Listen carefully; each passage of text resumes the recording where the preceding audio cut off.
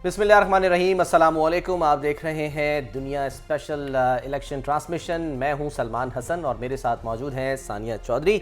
और जिस तरह हमने गुज़िश्ता रोज़ जो मुख्तलिफ़ इलाके थे, हलके थे, वहाँ का जिक्र किया, बताया कि किस हलके में कौन इलेक्शन लड़ रहा है और किस हलके में कौन किस पर भारी हो सकता है और कैसी कैंपेन चल रही है। आज भी हम मुख्तलिफ़ हलकों की बात करेंगे, लेकिन उससे पहले ज़ाहिर है थोड़ा सा जिक्र कर दें कि आज हमने देखा कि मुल्क के तूलो अर्ज़ में जो सियासी जलसे जुलूस हैं वो भी निकाले गए हैं। नून लीग जो है वो हारूनाबाद में जलसा कर रही थी, नवाज़ शरीफ और मरीम नवाज़ साहिबा वहाँ पर मौजूद। फिर ये कि शहबाज शरीफ साहब लाहौर में रैली निकाल रहे थे, बिलावल भुट्टो जो हैं वो डेरा इस्माइल खान में मौजूद रहे और आसिफ अली जरदारी साहब कहोटा में आज जो है हमें खिताब करते दिखाई दिए, जबकि आसफा भुट्टो बदीन में रैली निकाल रही थी। तो जो हम ये कह सकते हैं कि जो सियासी इस वक्त माहौल है वो आहिस्ता आहिस्ता और तेज़ होता जा रहा है जैसे जैसे इलेक्शन करीब आ रहे हैं। 9 दिन बाकी रह गए हैं और 9 दिन में एक संडे भी आएगा और उसको हम ये कह सकते हैं कि वो शायद सुपर संडे होगा, क्योंकि उसमें भी बहुत ज़्यादा जलसे जुलूस होंगे। आज सानिया हम क्या क्या जो है वो कौन कौन से हलके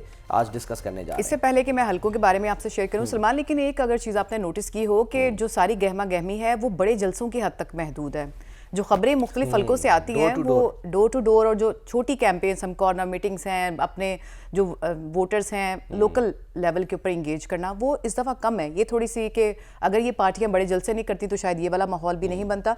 तो हसन, आज हम शेखुपुरा, फैसलाबाद, कसूर, मुल्तान डिस्कस करेंगे और इनके जो हलके हैं वहाँ क्या कल्चर है, वहाँ पे कौन सा किसका पलड़ा भारी है और क्या वहाँ पे कोई लोकल सतह के ऊपर हमें कैंपेनिंग नज़र आ रही है, क्या मोटिवेट कर रहे हैं अपने वोटर्स को, इस सारी बात करेंगे। शेखुपुरा के 4 हलके हैं और ये NA 113 से 116 तक हैं, जबकि फैसलाबाद की अगर बात करें तो फैसलाबाद के NA 95 से NA 104 तक 10 हलके हैं। और फिर कसूर में जो है वो NA 131 से 134 तक 4 हलके हैं। और मुल्तान की अगर बात करें 6 हलके, जी हाँ, तो वहाँ पर 6 हलके हैं और NA 148 से NA 153 तक।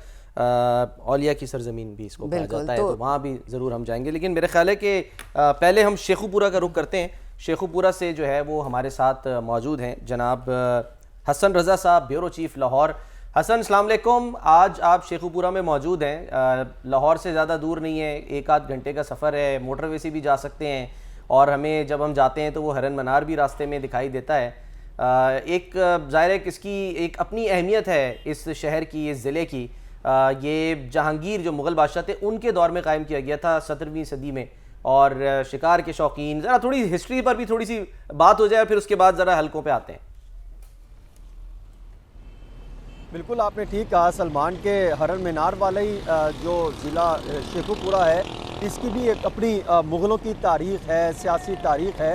अगर आपको याद हो कि अकबर बादशाह ने अपने जो बेटे थे नूरुद्दीन सलीम जहांगीर उर्फ शेखू, उसका नाम जो है वो सूफ़ी बुज़ुर्ग शेख सलीम चिश्ती से मुतासर होकर रखा था। अच्छा। और माँ बाप जो है वो उनको शेखू के नाम से पुकारते थे। और फिर 1607 में जो ये शेखुपुरा वीर घर था इसको शेखुपुरा में बदल दिया गया था।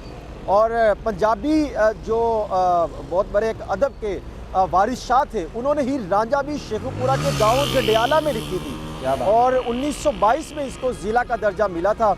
और अगर इसकी बात की जाए तो यहाँ पर तहरीक पाकिस्तान से लेकर अयूब खान के दौर तक तो मैं ये कह सकता हूँ कि मुस्लिम लीगी जो है वो लीडर्स यहाँ पर उनका बहुत ज़्यादा जो है वो असर सूख था, उनकी ज़्यादा जो है वो परवान होती थी, वो यहाँ से जीतते थे। और फिर 1970 से लेकर 1988 तक यहाँ पर पाकिस्तान पीपल्स पार्टी को जो है वो उनका किला बना रहा। बल्कि आप माजी में जाएँ तो ऐसा लगता है कि इसको मिनी लाड़काना के नाम से भी कहीं पुकारा जाता रहा है, इसको माजी में मिनी लाड़काना भी कहा जाता था। फिर 1988 के बाद जो है इसने करवट बदली और जो है वो ऐसा कांसा बदला कि यहाँ पर मुस्लिम लीग नून की पोजीशन बेहतर होती गई। लेकिन यहाँ पर कोई फ़र्द या कोई ख़ानदान या कोई ऐसा मुस्तकिल जो है वो यहाँ पर कायम नहीं रह सका। 3-4 के इलेक्शन के बाद यहाँ पर किसी हद तक तब्दीली ये वही दौर था ना हसन, जब कहते हैं पीपल्स पार्टी भी कहती है कि आहिस्ता आहिस्ता पंजाब से जो है वो हमें निकाला गया और वो साजिश की। वो ज़ाहिर है उनका एक अपना बयानिया है, वो तो यही कहते हैं। बिल्कुल ऐसा ही है। और सिर्फ अगर मैं आपको थोड़ी सी लेके जाऊँ कि यहाँ पे बड़े बड़े नाम और शख्सियात, जिसमें पीर वारिस शाह, फिर सिख मज़हब के बानी गुरु नानक, फिर इसी तरह सर गंगाराम, हमीद निज़ामी, मजीद निज़ामी साहब, बड़े मारूफ जो है वो सहाफ़त के उस्ताद रहे।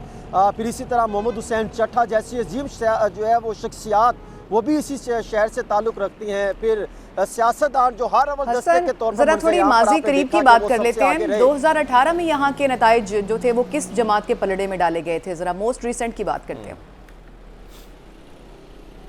देखिए 2008 से 8 और फिर उसके बाद जो 13 के इलेक्शन हुए, 18 के इलेक्शन हुए, अगर 3 इलेक्शन में देखें तो चारों हलकों में मुस्लिम लीग नून पोजीशन बेहतर रही, लेकिन 113 जो हलका था वहाँ पे 2018 में तहरीके इंसाफ ने पोजीशन ली, वहाँ पर बढ़तरी देखने को मिली।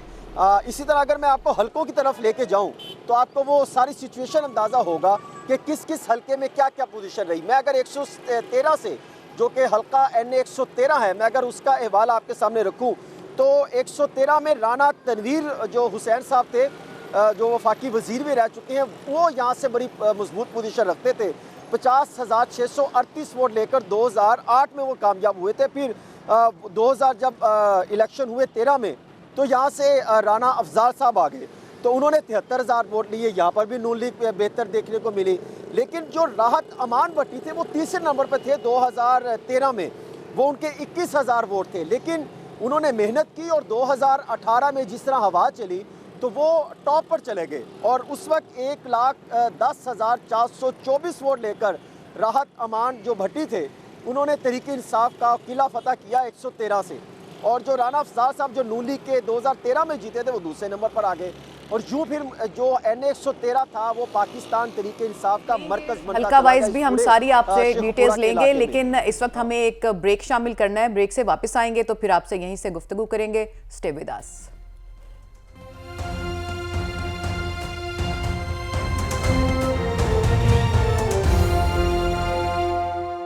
वेलकम बैक जी। एक बार फिर हम मुख्तलिफ जो हलके हैं ख़ासकर शेखुपुरा के उनकी बात करते हैं। हसन रज़ा हमारे साथ मौजूद हैं शेखुपुरा में इस वक्त, और NA 113 से मुतालिक जो है वो बता रहे थे, और 2018 में आप बता रहे थे कि यहाँ पर PTI को राहत की सूरत में राहत मिली थी। ये बताइए कि इस वक्त जो है वो क्या सूरत हाल है, लोग वहाँ पर आपको दिखाई दिए, गहमा गहमी है, कुछ लोग जो हैं वो कह रहे हैं कि हाँ जी कोई पोस्टर्स नज़र आ रहे हैं, बैनर्स नज़र आ रहे हैं, कोई गहमा गहमी है? देखिए सलमान, गहमा गहमी तो हमें इस पूरे हलके में जो मैं विज़िट करके आया वो मैंने देखा वहाँ पे तो किसी हद तक है, लेकिन यहाँ पर जो मुस्लिम लीग नून के उम्मीदवार हैं वो अहमद अतीक अनवर जो 2008 और 18 में राना अफजाल साहब के साहबजादे हैं, वो इस दफ़ा इलेक्शन लड़ रहे हैं, और ये राना तनवीर साहब के भतीजे भी हैं। और साफ ज़ाहिर है इनके सारे मामला, जिस तरह राना तनवीर साहब या उनके राना अफजाल साहब जो है वो सारा जिस तरीके से सियासत जो है वो धरे रखते थे और सियासी सरगर्मियों पर काम करते थे, इसी तरह वो आज भी कर रहे हैं। लेकिन जो अहमद अतीक अनवर साहब हैं, ये जो मैंने जो देखा है हल्के के रायली, शायद कहीं के खुश मिजाज है, उस तरह इनकी जो है वो मिलनसार नहीं है लोगों के, इस तरह के गिले शिकवे हमें देखने को मिले। अच्छा, लेकिन उनका सारा जो खुश मिजाज है, आप ये कहना चाह रहे हैं कि खुश मिजाज है, यानी कि बहुत सीरियस, मतलब यानी कि नेचर के आप ये कह रहे हैं? जी, बस वो शायद सीरियस है, वो पढ़े लिखे, आपको पता है जंग जब होता है ना खून, तो वो कुछ पढ़ा लिखा होता है, कुछ इस तरीके से होंगे। लेकिन अगर आप थोड़ा सा आगे चले जाएं, ब्रिगेडियर राहत साहब ये भी काफ़ी उम्र के हैं, लेकिन इन्होंने बतौर जब वो जीते तो हल्के में काफ़ी उन्होंने ताल्लुक़ बनाया, PR इनकी पहले भी थी और काफ़ी वर्क भी इन्होंने किया, और माजी में भी ये इलेक्शन जो है वो लड़ते आए हैं। तो इस दफ़ा इनकी कैंपेन आपको भी पता है किसी हद तक जो खामोश वोटर भी इनके साथ जो है वो, मैंने हल्के में कुछ विजिट किया, जिस तरह नारंग मंडी का कुछ इलाका है, और फिर कुछ थोड़ा सा आगे चले जाएं काला खताई और काला शाह काकू के कुछ जो है हल्के, वहाँ पर किसी हद तक जो है वो राहत साहब को बड़ी सपोर्ट वहाँ पर मिल रही है। अलबत्ता वहाँ पर हम ये कह सकते हैं कि मुश्किल थोड़ा सा राना तनवीर साहब को और काम करना होगा इस हल्के में, और राना जो अफजाल साहब है उनको भी इस हल्के में काफ़ी काम करना होगा, क्योंकि राजपूत और अराई जो पहले 2013 में किसी साइड पर थे, अब जो है वो थोड़ा डिवाइड हो गए। हसन, मैं ये पूछना चाह रही थी, आप इनकी कैंपेन और मिजाज के बारे में तो बता रहे हैं, जरा वोटर का मिजाज भी बताएं। यहाँ पे वोट किस बुनियाद पे पड़ता है? यहाँ पे भी बरादरी सिस्टम है? देखिए यहाँ पर अगर पहले देखें तो मुस्लिम लीग नून ने काफ़ी वर्क किया हुआ था, 2008 में भी 13 में भी काफ़ी जो है उन्होंने ग्राउंड पर वर्क किया था, जिसकी वजह से उन्होंने वोट को अपने साथ जोड़े रखा। लेकिन जब राहत साहब आए तो उन्होंने आके कोई नए अंदाज से कैंपेन की, फिर हवा भी उनकी थी और उनको जो है वो किसी हद तक सपोर्ट मिली और वो अपनी पोजीशन बनाने में कामयाब हो गए। लेकिन अब जो है अगर वोटर की बात करें तो वो डिवाइड है, जिससे मैंने आपको नारंग मंडी का कुछ बताया, काला खताई का, काला शकाकू का, फिर इसी तरह जो है कुछ जो है मेहता सोजा वाला का कुछ इलाका है, कुछ हल्का सा दही इलाका है, वहाँ पर कुछ जो है वो डिवीज़न है और कुछ खामोश वोटर है। कुछ कहते भी हमने फैसला नहीं किया कि हम किसको वोट डालेंगे, इस तरह की भी जो है कुछ परसेंटेज कुछ मौजूद है जो देखने को मिल रही है। अब आते हैं हल्का NA 114 पे। सही। ये भी बड़ा अहम तरीन हल्का है। राना तनवीर हुसैन, सलमान आपको पता है राना तनवीर साहब वफाकी वजीर रहे हैं और जब भी वो जीते हैं तो अपने हल्के के लिए ज़रूर कुछ करते हैं। मैं उनके हल्के का विज़िट कर रहा था तो लोग बता रहे थे यहाँ पे तालीम के काम हुए, हेल्थ का काम हुआ, यूनिवर्सिटी के लिए बहुत ज़्यादा उन्होंने कोशिश की और भरपूर तरीके से, फिर कैडेट कॉलेज के लिए उन्होंने भरपूर काम किया, दानिश स्कूल यहाँ पर लेकर आए, कुछ काम उन्होंने किए हैं। 8 में भी ये जीते थे, 13 में भी राना तनवीर साहब जीते और 18 में उनका मुकाबला काफ़ी टफ हो गया था, लेकिन वो 99,000 वोट लेकर जीते थे और अली असगर साहब जो है वो PTI के 74,000 वोट ले सके थे।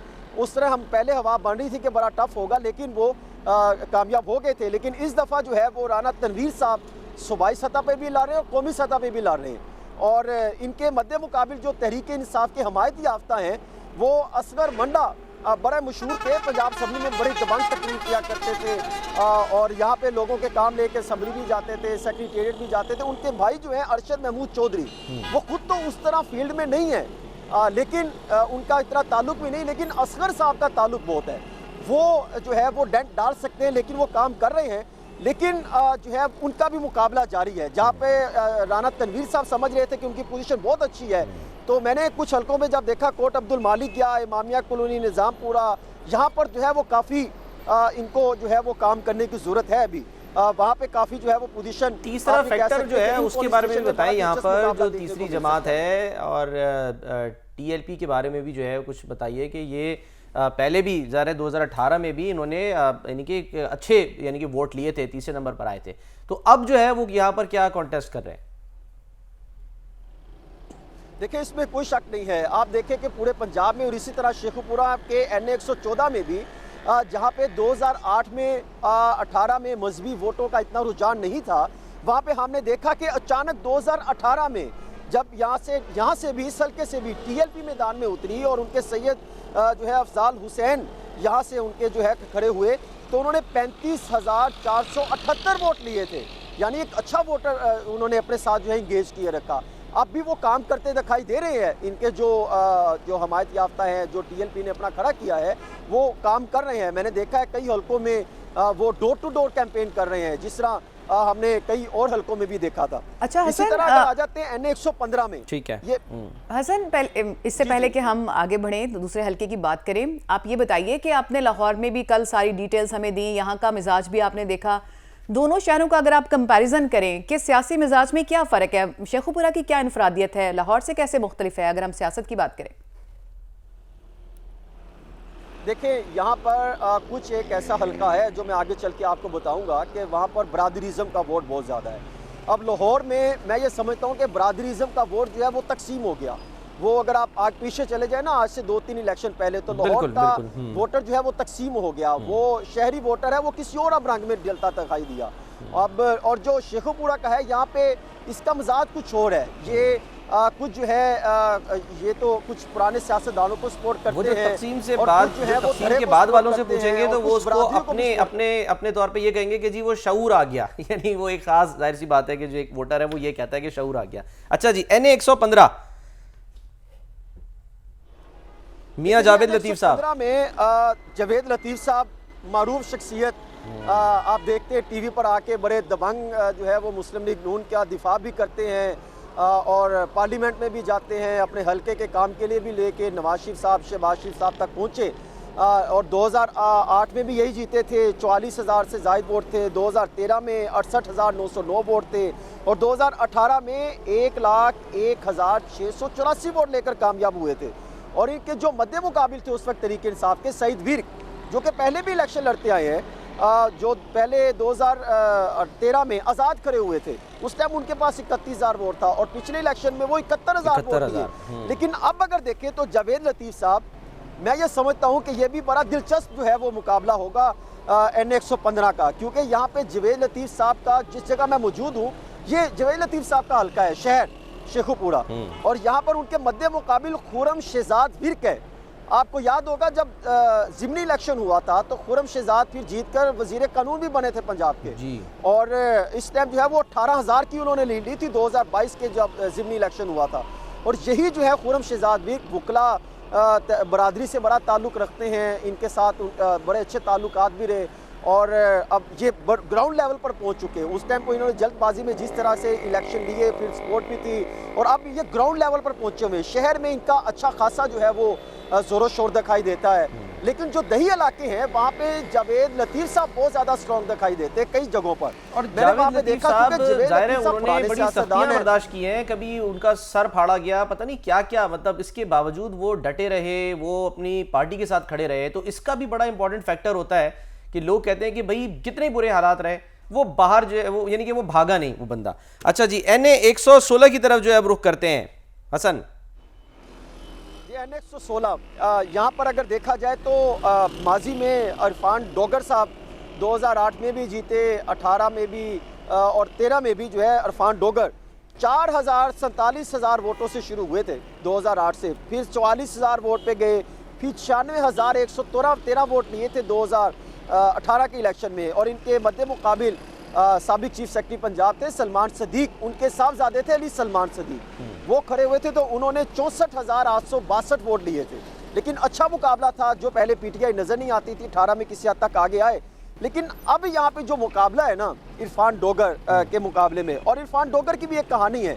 अगर मैं आपको थोड़ा सा पीछे ले जाऊँ तो यहाँ पे महमूद अकबर खान साहब हुआ करते थे, उनको और उनके भाई को जो है वो बड़ा दुश्मनी का मामला था या क्या बना, उनको कत्ल कर दिया गया। फिर उनके नून लीग ने इनसे पूछा आप किसको वोट देते हैं, तो उन्होंने कहा जी आप इनको खड़ा कर दें। फिर इरफान डोगर साहब यहाँ पर आए और फिर वो इलेक्शन जीतते गए नून लीग के टिकट पर। और अब जो है महमूद अकबर खान के साहबजादे भी पहले भी MPA इलेक्शन लड़ा, फिर वो नीचे जो है वो MPA का इलेक्शन लड़ रहे हैं। लेकिन इनके मद्दे मुकाबिल जो तहरीक इंसाफ के हमायती याफ्ता हैं वो खुर्रम मंज साहब है। अच्छा। आपको पता है जो राना नजीर साहब हैं कामों की वाले, उनके ये दामाद भी हैं। और कमाल ये है कि मुनव्वर मंज के साहबजादे 1985 से इनके खानदान की सियासत चलती आ रही है। लेकिन पिछले इलेक्शन में ये दूसरे हल्के से थे ना, पिछले इलेक्शन में तो यानी 2018 में ये NA 115 से थे गालिबन। जी जी, ये उसे वहां से खड़े हुए थे। लेकिन अगर देखें तो 1985 से इनकी इंतखाबी जो है वो सियासत चलती आ रही है, बड़ा असर सूख रखते हैं, बड़े बैकग्राउंड इनकी पूरी ख़ानदान की अगर नज़र डाली जाए तो वो पूरे एक मजबूत किस्म के सियासतदान हैं। और पंजे गाड़े हुए इन्होंने अपने कई हलकों में, ख़ास तौर पर इस हलके में इन्होंने बड़ा काम किया है जी। और मैं ये समझता हूँ कि ये वो हल्का है जो बहुत ज़्यादा बरादरीज़म पे फोकस करता है। यहाँ पर एक छप्पा डोगर हुआ करता था, बड़ा मामला बना, फिर 2 बरादरियाँ थी राजपूतों की, वो तकसीम हो गई। अब जो राजपूत का जो बड़ा वोट था वो मैंने देखा है कि वो खुर्रम जो है ना मंज, उनको सपोर्ट कर रहा है। तो यहाँ पे हसन आपने हमें तफसीलात बताई जो NA 113 से लेकर NA 116 तक वहाँ की क्या खसूसियात हैं, वोटर्स का इस वक्त क्या रुझान है, तरक्याती काम हुए या नहीं हुए, किन जमातों के दरमियान मुकाबला होगा, तमाम तर डिटेल सलमान उन्होंने हमसे शेयर की, काफ़ी इंटरेस्टिंग थी। जो है वो दोबारा भी हमारे साथ होंगे, लेकिन वो हम जब कसूर पे बात करेंगे ना तो वो फिर हमें कसूर से ज्वाइन करेंगे। फिलहाल एक ब्रेक लेते हैं, ब्रेक के बाद जब हम वापस आएंगे तो हमने फिर फैसलाबाद का भी जिक्र करना है, मुल्तान का भी जिक्र करना है। हमारे साथ रहिए।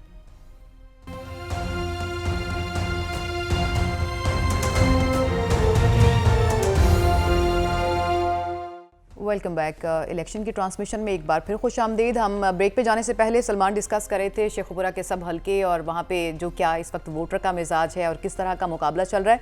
फैसलाबाद की सूरत हाल भी जान लेते हैं। ब्यूरो चीफ मियाँ अंजुम हमारे साथ मौजूद होंगे। मियाँ अंजुम साहब, सियासी तौर पर क्या इंपॉर्टेंस है फैसलाबाद की, सबसे पहले आप हमें ये बताएं। सानिया देखें, फैसलाबाद जो है वो इंतहाई इम्पॉर्टेंट जो है वो अहमियत का हामिल है, ना सिर्फ सनती एतबार से बल्कि सियासी एतबार से भी फैसलाबाद एक अहमियत का हामिल रखता है। हमेशा ऐवानों में फैसलाबाद की नुमाइंदगी रही है। फैसलाबाद के पस मंज़र की बात करूँ तो इस वक्त मैं जहाँ पर मौजूद हूँ मेरे पीछे एक बिल्डिंग नज़र आ रही है, 1904 में तामीर हुई थी और उसके बाद जो है यहाँ से 1943 से कायदे आज़म मोहम्मद अली जिन्ना ने धोबी घाट ग्राउंड में एक जलसा किया जहाँ पर 2 लाख लोग जो थे उस मजमा में, उस जलसा में जमा हुए थे। उसके बाद 1977 में लायलपुर से फैसलाबाद ये नाम जो है वो मुंतकिल हुआ और 1982 के इंतखाबात से लेकर 2018 के इंतखाबात तक फैसलाबाद ने बड़े बड़े नाम जो हैं वो ऐवानों तक पहुंचाए हैं। फैसलाबाद जोग्राफिकली भी बहुत अहमियत का हामिल है, इंडस्ट्री के एतबार से भी अहमियत का हामिल है।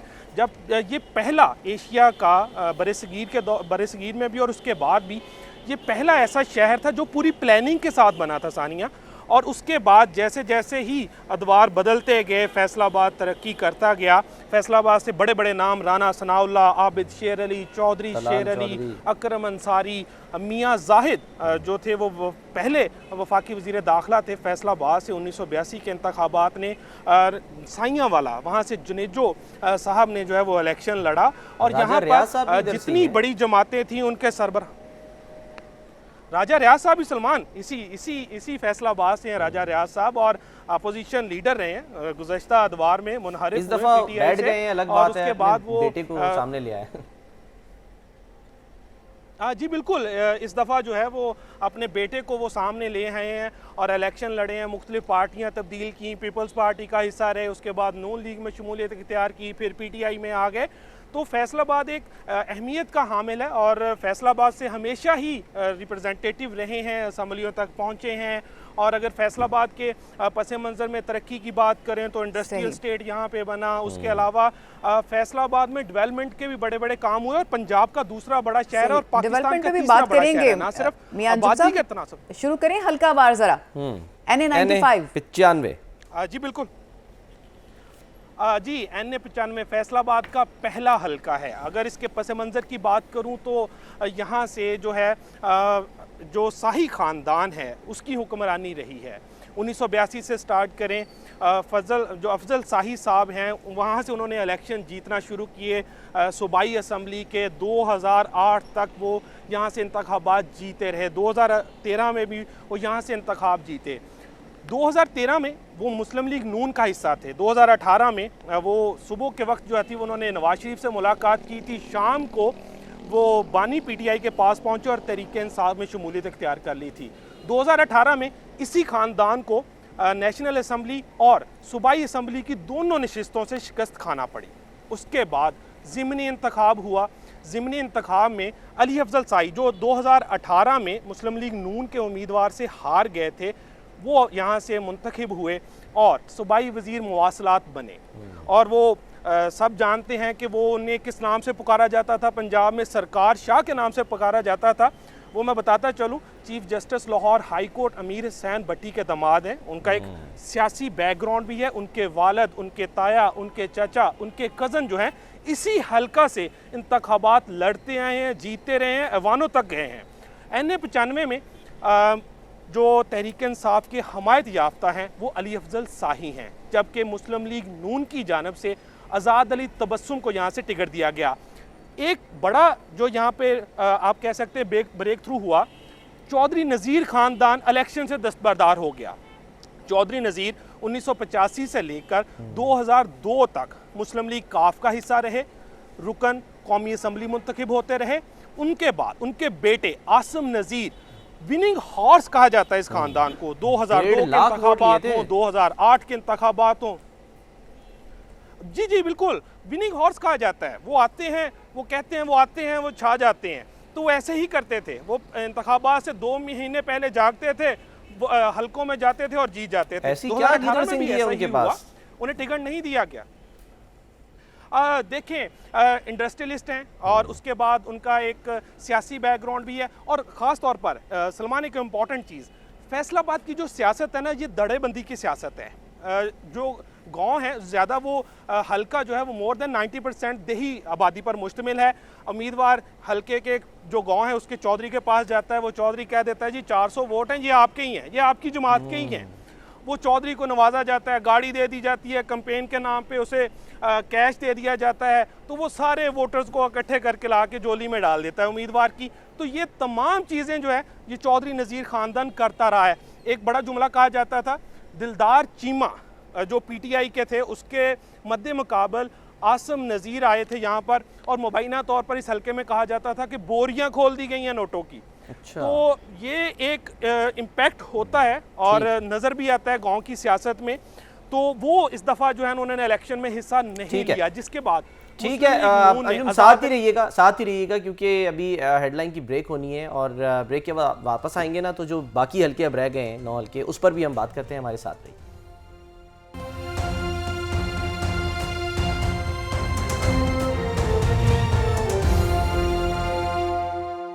वेलकम बैक जी। हम बात कर रहे हैं पाकिस्तान के मुख्तलिफ हल्कों की, जिसमें आज खुसूसी तौर पे हमने शेखुपुरा और उसके बाद अब फैसलाबाद का जिक्र किया है। फैसलाबाद से ब्यूरो चीफ मियां अंजुम हमारे साथ मौजूद हैं। मियां अंजुम, आप हमें NA 95 से मुतालिक बता रहे थे, अब ज़रा आगे बढ़ते हैं और तेज़ ज़रा जो बाकी के 9 हल्के उनकी बात करते हैं।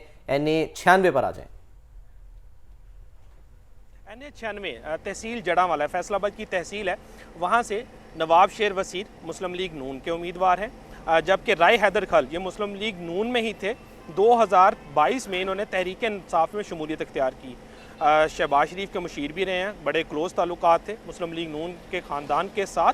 तो उसके बाद इन्होंने अचानक ही जो है टिकट ना मिलने पर जो है वो PTI में शमूलियत इख्तियार कर ली। नवाब शेर वसीर 2008 में पीपल्स पार्टी में थे, वहाँ से इंतखाब जीता नेशनल असम्बली का। 2013 में तलाल चौधरी से शिकस्त खाई, 2018 में PTI में शमूलियत इख्तियार की और जीते। उसके बाद मुनहरिफ हुए और उसके बाद ये बैठ गए जाके अपोजिशन बेंचों में, और अब इनको टिकट मिली। पार्लिमानी बोर्ड में तलाल चौधरी ने इल्तिजा की, रिक्वेस्ट की कि उसे टिकट दिया जाए, वो यहाँ से विन कर जाएगा। लेकिन शहबाज शरीफ की जानब से नवाब शेर वसीर को हतमी फैसला दिया गया टिकट देने का। मुख्तदर हलकों के भी हाथ इनके साथ हैं, और नवाब जैसा कि बज़ाहिर लगता है नाम के साथ ही नवाब तो ख़ानदानी है, जगीदार हैं, जड़ांवाला से ताल्लुक़ है, तो एक अच्छा वोट बैंक है। दड़ेबाजी की सियासत पे यकीन रखते हैं, गांव के लोगों को साथ लेकर चलते हैं, काम करवाते हैं। अगर कहें तो इनकी कैंपेन 21 माह से चल रही है।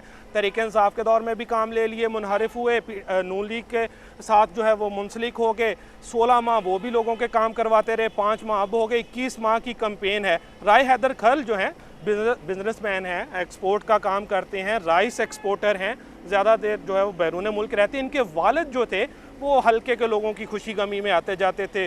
गुज़श्ता दिनों उनका इंतकाल हो गया, तो उसके बाद राय हैदर खल जो है वो खुद मैदान में है। कल इनकी ज़मानत भी जो है वो खारिज हुई है एक मुकदमे में। खुद तो छुपे हुए हैं, तहरीक इंसाफ के हमायत याफ्ता हैं, कैंपेन कर रहे हैं। और यहाँ से मोहम्मद शाहजहां पाकिस्तान पीपल्स पार्टी के भी जो है वो उम्मीदवार हैं। सलमान, एक चीज़ देखनी होगी, पाकिस्तान पीपल्स पार्टी ने अपना फोकस फैसलाबाद से हटा लिया। बिलावल भुट्टो आए, तांदलियांवाला जलसा किया फैसलाबाद की तहसील में। बिलावल भुट्टो आए, फैसलाबाद डिवीज़न के एक और ज़िला चनियोट में जलसा किया और चलते बने। फैसलाबाद में उन्होंने अपने तमाम हलकों में रिप्रेजेंटेटिव अनाउंस किए हैं, लेकिन उन्होंने यहाँ का रुख नहीं किया। 2 फरवरी को जो है यहाँ पर नवाज शरीफ आ रहे हैं, मरीम नवाज साहबा आ रही हैं, धोबी घाट ग्राउंड में जो है वो जलसा करने जा रहे हैं। अच्छा, इसकी वजह ये भी तो हो सकती है ना कि चूंकि लेट जलसे जुलूस शुरू हुए थे, इसलिए अब जगह जगह पे तो शायद हो भी नहीं सकते ना, तो उनको अपना यहाँ का दौरे भी मुख्तसर रखना। पीपल्स पार्टी की बिलावल भुट्टो की जो बात करें तो इसलिए क्योंकि लेट कैंपेन्स शुरू हुई तो इसका ये फैक्टर भी हो सकता है। 97 NA 97 कौन कौन से हैवी वेट्स हैं? NA 97 की बात करें तो ये फैसलाबाद की तहसील तांदलियांवाला का हल्का बनता है। 2 खानदानों की हुक्मरानी रही, ज़्यादातर आबादी बलोच और वट्टू हैं। 2 बलोच ख़ानदान यहाँ पे हुक्मरानी करते रहे। रज्जब बलोच थे, उनका इंतकाल हो गया। उसके बाद अली गौहर बलोच को यहाँ से जो है नून लीग की जानब से टिकट दिया गया, उन्होंने जीत हासिल की। सादुल्ला बलोच को उन्होंने 2018 में शिकस्त दी। उसके बाद आयशा रज्जब बलोच जो बावज हैं अली गौहर बलोच की, और रज्जब बलोच मरहूम की बेगम हैं, उन्होंने काफ़ी दुहाई दी कि उन्हें टिकट दिया जाए, उनका वोट बैंक है, रज्जब बलोच का वोट बैंक है वहाँ से। लेकिन मुस्लिम लीग नून ने ना सुनी। उसके बाद वो मुनहरिफ हो गई और उन्होंने फैसला किया कि वो आज़ाद हैसियत में इलेक्शन लड़ेंगी और उनको बोतल का निशान मिला।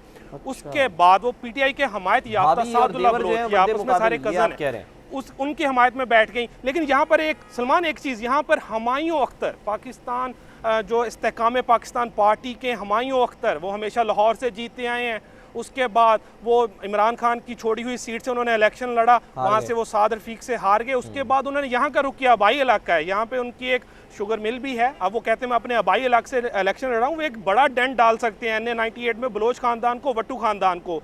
तो बलोच खानदान के जो दो बड़े नाम हैं, अली गौहर बलोच, सादुल्ला बलोच, उनके दरमियान अब तीसरा एक बड़ा तगड़ा उम्मीदवार है जो अच्छी कैंपेन कर रहा है, डे बाय डे सियासी दड़े तांदले वाला के उनके साथ मुंसलिक हो रहे हैं। तो एक सख्त मुकाबला NA 97 में देखने को मिलेगा। 98 NA 98 पे आ जाए। आवाज आ रही है आपको भी अंजुम? मेरा ख्याल है राब्ता मुनक़ता हो गया है। इतनी तफसील से उन्होंने हमें बताया है कि किस तरह से जो है वो कौन किसके यानी कि मद्दे मुकाबिल है। तो वो बाज़-औक़ात ये भी होता है कि राब्ते इंटरेस्टिंग सिचुएशन है। 10 हल्के हैं, बड़ा एक सिग्निफिकेंट नंबर है जो कि ज़ाहिर है आगे जाके मुंतखब होने में, और जिस तरफ फिर ये पलड़ा भारी हो तो आपको पता है कि जिस आप कल बात कर रहे थे पार्लियामेंट में जाने के, इस्लामाबाद में शहरी इक़्तिदार तक पहुँचने में बड़ा इंपॉर्टेंट रोल हो सकता है इनका भी। तो एग्जैक्टली एक बार फिर हमारे साथ हैं जी मियां अंजुम, NA 98 पे आ जाएं फिर। NA 98 समंदरी का इलाका है सलमान। यहाँ पर फैसलाबाद की एक और तहसील आ चुकी है। यहाँ से मुस्लिम लीग नून के शहबाज बाबर हैं, ये यहाँ से इलेक्शन जीतते रहे हैं, इनका ख़ानदानी जो है सियासत का सिलसिला है। और उसके बाद यहाँ पर मुस्लिम लीग नून के मद्दे मुकाबल उतारे गए हाफिज़ मुमताज़ जो PTI में जीते थे, उनको सूबाई वज़ीर भी बनाया गया। उसके बाद वो यहाँ पर मुनहरफ होने की बजाय PTI का साथ दिया उन्होंने, और कारोबारी शख्सियत के तौर पर जाने जाते हैं। वो मुकाबला कर रहे हैं शहबाज बाबर का। और इस दफ़ा जो जैसे कि समंदरी जो है वो एक बैकवर्ड इलाका भी है, वहाँ पे काफ़ी डेवलपमेंट के काम करवाए गए हैं शहबाज बाबर ख़ानदान की जानब से, और उन्होंने काफ़ी फ़ंड्स लिए जमा से और वहाँ पर लगाए। उसके बाद एक अच्छा वोट बैंक नज़र आता है मुस्लिम लीग नून का वहाँ से, और मुमकिनात में शामिल है कि वहाँ से जो जीत है वो ना सिर्फ पूरे पैनल की मुमकिन हो सकती है, मैंने खुद सर्वे किया, वहाँ के लोगों से मिले, दड़ेबंदी की सियासत वहाँ पे भी होती है।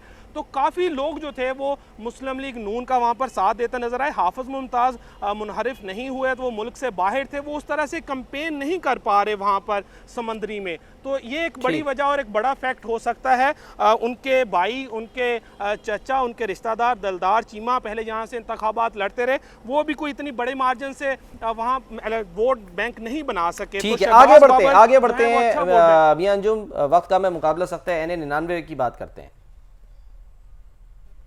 NA 99 डिजकोट का इलाका है, ये फैसलाबाद और समंदरी के दरमियान का रकबा है। यहाँ पर मियाँ फारूक ख़ानदान जो है वो जीता रहा है, लेकिन 2018 में उन्हें शिकस्त का सामना करना पड़ा, और उसके बाद उस दफ़ा उनके बेटे मोहम्मद कासिम फारूक जो है वो इंतखाब में उतर रहे हैं। उनके मद्दे मुकाबल जो है आज ही क्लियर हुए हैं सुप्रीम कोर्ट से मलिक उमर फारूक, ये जो है तहरीक इंसाफ में थे, PTI की जानब से ये MPA बने, उनकी जानब से भी एक अच्छी जो है वो कैंपेन की जा रही है। इससे जो नीचे हैं पाकिस्तान इस्तेहकाम पाकिस्तान ने नून लीग के साथ इल्हाक किया है और अपना एक कैंडिडेट मुस्लिम लीग नून की जानब से नहीं दिया गया, अली अख्तर हैं, उनका काफ़ी वोट बैंक है। लेकिन सलमान यहाँ पर एक तगड़ा मुकाबला होगा, वन वे ट्रैफिक नहीं है, दोनों तरफ से आने वाली ट्रैफिक है। उमर फारूक भी जोर लगा रहे हैं और कासिम फारूक भी जोर लगा रहे हैं। तो NA 99 में एक तगड़ा मुकाबला जो है वो 8 फरवरी को देखने को मिलेगा। NA 100 यानी 100 का बताएं, वहां पे किस तरह के मुकाबले की तवक्को है? कौन कौन से उम्मीदवार, किन किन पार्टीज ने राना सनाउल्लाह पिछली बार यहाँ से जीते थे। जी बिल्कुल सानिया, सलमान, राना सनाउल्लाह मुस्लिम लीग नून पंजाब के सदर और फैसलाबाद में सियासत का एक नाम। उन्होंने अपनी सियासत तो पाकिस्तान पीपल्स पार्टी से आगाज़ किया था 1990 की दहाई में। उसके बाद वो वहाँ से मेंबर जो है सूबाई असम्बली मुंतखब हुए। 1997 में वो उन्होंने पलटी मारी और मुस्लिम लीग नून ज्वाइन कर ली। उसके बाद वो दरीना साथी कहलाए जाते हैं।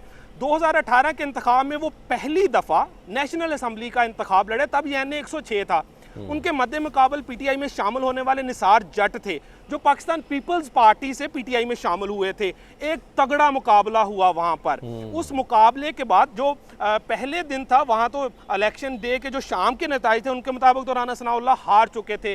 वेरी नेक्स्ट डे रीपोलिंग हुई, कुछ जो हल्के थे, जो कुछ पोलिंग स्टेशन थे, उनके वोट दोबारा काउंट हुए तो राना सनाउल्लाह जीत गए। सिर्फ 2531 वोटों के मार्जिन से राना सनाउल्लाह इस हल्के से इलेक्शन जीते थे। उसके बाद जब वो वफाकी वजीर दाखिला बने पीडीएम की हुकूमत में, तो उन्होंने हल्के के लिए बड़े काम किए, पासपोर्ट ऑफिस दिया, नादरा का ऑफिस दिया, देहात में सुई गैस लगवाई, रातों रात वहां पर काम ठीक हुए, हो गया। सड़कें मियां बनी। अंजुम साहब, थोड़ा लेकिन- वक्त कम है तो आगे बढ़ते हैं। 101 की सूरत हाल बताइए। पीटीआई यहाँ से जीती थी पिछली दफा। सानिया, NA 101 मुस्लिम लीग काफ के पुराने साथी हैं, उनको अपने बेटे की तरफ से टिकट दिलवाया गया है। इरफान अहमद जो हैं वो वहाँ से उम्मीदवार हैं, जबकि यहाँ पर पीटीआई के हमायत याफ्ता 2 उम्मीदवार क्लेम कर रहे हैं कि उन्हें टिकट दिया गया है। उन्हें क्लेम किया गया है, कहा यह जाता है कि हमाद अजहर के क्लास फेलो राना आतफ हैं, उन्हें टिकट दिया गया पीटीआई की जानब से। वो अब आज़ाद हैसियत में जो है बोतल के निशान से इलेक्शन लड़ रहे हैं, जबकि जनरल अकरम साहिब प्याला के निशान से इंतखाब लड़ रहे हैं, और वो ये क्लेम कर रहे हैं कि वो बानी पीटीआई के नामजद उम्मीदवार हैं। एक शहरी हल्का है, जैसा कि कहा clarity जाता नहीं है, है। क्योंकि clarity लिस्टें तो क्यों जारी नहीं है? की गई हाँ, हैं पीटीआई की clarity जानिब से। क्यों मियां नहीं है? अंजुम, क्लैरिटी क्यों नहीं है? ये कन्फ्यूजन की है, कैसे ये क्लेम कर सकते हैं? दोनों लिस्टें तो जारी हुई हैं पीटीआई की तरफ से। रद्दोबदल होता रहा सानिया, रद्दोबदल दिन ब दिन रद्दोबदल होता रहा। एक कैंपेन स्टार्ट करता था उम्मीदवार, अगले ही दिन फहरिस्त अपडेट हो जाती थी, कुछ फहरिस्तों को पेंडिंग में रखा जाता था, अगले दिन फिर फहरिस्त अपडेट हो जाती थी, तो उसका नुकसान हुआ है, उसका वोट तकसीम हो चुका है। अब कुछ जो लोग हैं वो पीटीआई के हमायत याफ्ता राना आतफ के जलसे करवा रहे हैं, रैलियां निकलवा रहे हैं। चलें कुछ अब जो देखते हैं कि जनरल ये अकरम कंफ्यूजन साहिब- जो है वो 8 फरवरी को दूर होता है या नहीं होता, पता नहीं। बोतल को लोग जो है ना वो ठप्पा लगाएंगे जाके, या प्याले को, ये नहीं पता। NA 102 की हम बात करते हैं, जहाँ पर ज़िमनी इंतखाब हुआ था और यहाँ पर बानी चेयरमैन जो है 2018 में उन्होंने मैदान मारा था। जी बिल्कुल सलमान, बानी पीटीआई ने यहाँ से 22,000 वोटों के मार्जिन से इंतखाब जीता था। तभी आबिद शेर अली यहाँ पर थे, उनको हराया था। इस दफ़ा भी आबिद शेर अली मद्दे मुकाबिल हैं। आबिद शेर अली के वालिद इसी हल्के से सियासत करते रहे। आबिद शेर अली खुद 4 दफ़ा यहाँ से मुंतखब हुए। 2018 में आबिद शेर अली को यहाँ से शिकस्त का सामना करना पड़ा। फ़ारूक हबीब ने उनको यहाँ से सिर्फ 800 वोटों के मार्जिन से हराया। उसके बाद आबिद शेर अली लंदन चले गए, वहाँ पर नवाज शरीफ के पास मुकीम रहे, वापस आए, ज़िमनी इंतखाब हार गए, एक अच्छी और तगड़ी कैंपेन कर रहे हैं। यहाँ पर एक काबिल ज़िक्र बात यह है, आबिद शेर अली के नीचे जो कौमी असम्बली की जो सीटों के नीचे सूबाई असम्बली की सीट है, वहाँ से दमाद है राना सनाउल्लाह के, राना शहरियार अहमद, वो भी इंतखाब लड़ रहे हैं। तो वो इंटरनल फैक्टर फिर कितना मैटर करेगा यहाँ पे, वो जो आपस का जो झगड़ा है? पहले जी सलमान, यहाँ पे एक तगड़ा मुकाबला होगा। अब दड़ेबंदी पे तो खत्म हो गई है, दोनों के दरमियान सुलह भी करवा दी गई है। तो आबिद शेर अली और उसके अलावा पीटीआई के हमायत याफ्ता चंगेज़ खान काकड़, मेंबर पंजाब बार काउंसिल हैं, बानी पीटीआई ने कॉल दी कि रैलियां निकाली जाएं, तो सबसे तगड़ी रैली फैसलाबाद में जो है चंगेज़ खान काकड़ ने निकाली। इस वक्त मैं NA 102 के हल्का में मौजूद हूँ। मेरे बिल्कुल सामने घंटाघर है, इसके मुल्हिका बाजार है, कारोबारी मराकज़ हैं, यहाँ पर NA 102 है। तो एक तगड़ा मुकाबला सलमान यहाँ पर देखने को मिलेगा। ठीक है जी, आगे बढ़ते हैं। NA 103 जो है उसके बारे में हमें बताइए। सलमान, NA 103 हाजी अकरम अंसारी 1982 से लेकर 1993-96 के इंतखाबात तक जीते रहे हैं। 2002 में मुशर्रफ की जानब से क्लेम कर किया गया कि जिसके पास BA की डिग्री है वो इंतखाब लड़ सकता है, ये इंतखाब नहीं लड़ सके। 2008 में जीते, 2013 में जीते, 2018 में पीटीआई के खुर्रम शहजाद से इन्होंने शिकस्त खाई, 26,000 वोटों के मार्जिन से शिकस्त खाई। उसके बाद 2024 के इंतखाबात में उम्मीदवार हैं। पार्लिमानी बोर्ड में इनके खिलाफ बड़ी बातें की गई, मलिक नवाज की जानब से क्लेम किया गया कि ये मुबैना तौर पर करप्शन करते हैं, लोगों के काम करवाते हैं, पैसे लेते हैं, लेकिन किसी लीगी क़यादत के कान पर यह बात नहीं धरी गई और इन्हें टिकट दे दिया गया। इनके मद्दे मुकाबल, जैसा कि मैंने इंट्रोडक्शन में बताया था, मियाँ ज़ाहद वफाकी वज़ीर दाखिला रह चुके हैं, फैसलाबाद से पहले थे। उनके बेटे हैं अली सरफराज, उन्हें टिकट दिया गया। अगर हल्के की मजमूई तौर पर बात करूं तो 70,000 के करीब जो वोटर हैं वो अंसारी बरादरी के हैं, जबकि 80 से 85,000 जो वोटर्स हैं वो अराई बरादरी के हैं। तो एक तगड़ा मुकाबला जो है NA 103 में पीटीआई के हमारी NA 104, NA 104 क्या सूरत हाल है यहाँ पे? यहाँ पर तो वही सूरत हाल है जो असेंबली में हुई थी, ये आखिरी हल्का है। राजा रियाज साहब बताया था राजा रियाज के बारे में। राजा रियाज जो है वो यहाँ पर पहले पीपल्स पार्टी में रहे, उसके बाद 2016 में उन्होंने पीटीआई ज्वाइन की, 2018 का इंतखाब लड़ा, 14,000 वोटों के मार्जिन से जो उन्होंने राना अफजल मरहूम को हराया यहाँ पर। उसके बाद मुनहरिफ हुए और अपोजिशन लीडर बने। जैसा कि नवाब शेर वसीर एक लंबी चौड़ी कैंपेन करते रहे, वैसे ही राजा रियाज ने अपने हलके में एक तगड़ी कैंपेन की। जब अपोजिशन लीडर थे, लोगों के काम करवाए, उसके बाद वो 5 माह से कैंपेन कर रहे हैं। लेकिन 13 जनवरी को 1 घंटा पहले टिकट जमा करवाने से, क्योंकि दूसरी पार्टी भी क्लेम कर रही थी, राना अफजल खानदान भी क्लेम कर रहा था कि वो उनके टिकट के वारिस हैं इस हलके से, तो उन्होंने 1 घंटा पहले अपने बेटे के नाम का टिकट डिक्लेयर ये करवा बड़ी दिया। वैसे हैरत की और बात प्रेस थी, कॉन्फ्रेंस बहुत से करते हुए लोग कहा- जो है वो यही इस पे तनकीद भी कर रहे थे और सवाल उठाया जा रहा था कि राजा रियाज साहब ने, यानी कि जो हमारे निगरान वजीर आजम है, उनका नाम जो है वो राजा रियाज साहब ने बताया था। और वही जो इतनी मेहनत उन्होंने की पिछली हुकूमत में, 16 महीने की वो मेहनत जो है वो पता नहीं क्या जाया खुद कर दी या हो गई जाया। सलमान देखें, मुख्तदर हलकों के साथ राजा रियाज साहब के ताल्लुकात तो हैं। उनके कहने पर पार्टियां भी चेंज होती हैं, उनके कहने पर काम भी होते हैं, उनके कहने पर मुनहरफ भी होते हैं। और कहा जाता है कि जब 16 माह की हुकूमत थी तो इन्हें बता दिया गया था कि ये अपोजिशन लीडर होंगे, और उसके बाद इनका बड़ा अहम रोल रहा, पीडीएम की हुकूमत में बड़ा अहम किरदार रहा। लेकिन ये साथ साथ नून लीग के जितने होने वाले जलसे थे उनमें भी रहते थे। 16 माह में अपोजिशन लीडर थे, लेकिन अगर नून लीग का कोई जलसा था तो उसमें भी हमें ये नजर आते थे।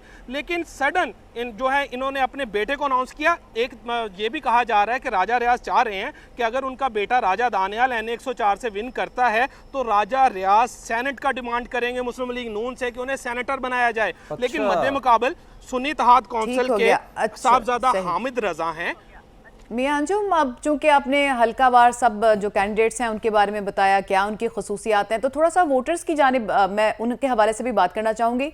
और इस सवाल का मकसद ये नहीं है कि किस पार्टी की तरफ झुकाव है, इसका मकसद ये है कि ओवरऑल इंतखाबात के बारे में उनकी मोटिवेशन क्या है, मोटिवेशन क्या है इंतखाबात के बारे में। क्योंकि नौजवान वोटर्स बड़ी तादाद में हैं, 40% से ज्यादा हैं, वो इस बारे में क्या सोच रहे हैं?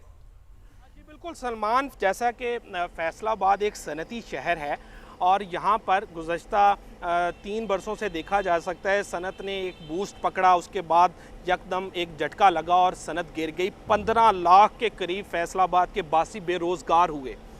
उसके बाद जैसा कि ज़िमनी इंतखाब आते रहे, लेकिन अब एक आम इंतखाबात आ रहे हैं, तो अगर वोटर्स की बात करें, वोटर्स की नब्ज़ की बात करें, तो 53 लाख जो वोटर यहाँ पर फैसलाबाद में रजिस्टर्ड हैं। जो शहरी हल्के हैं ये सिर्फ 4 हैं, जो 6 हल्के हैं वो देही इलाकों के हल्के हैं। मैंने फैसलाबाद के जो 10 हल्के हैं उनका सर्वे किया, ख़ुद लोगों से जाकर बात की। लोग जो हैं अगर कहें तो फैसलाबाद में 1-2 सीटों के अलावा बाकी तमाम सीटों पर एक तगड़ा मुकाबला होगा। वोटर जो हैं वो पीटीआई के हमायत याफ्ता भी हैं, वो पीटीआई के हमायत याफ्ता आज़ाद उम्मीदवारों को भी वोट डालने की बात कर रहे हैं, वो नून लीग के वोटर्स भी नज़र आते हैं, हमें पीपल्स पार्टी के वोटर नज़र आते हैं।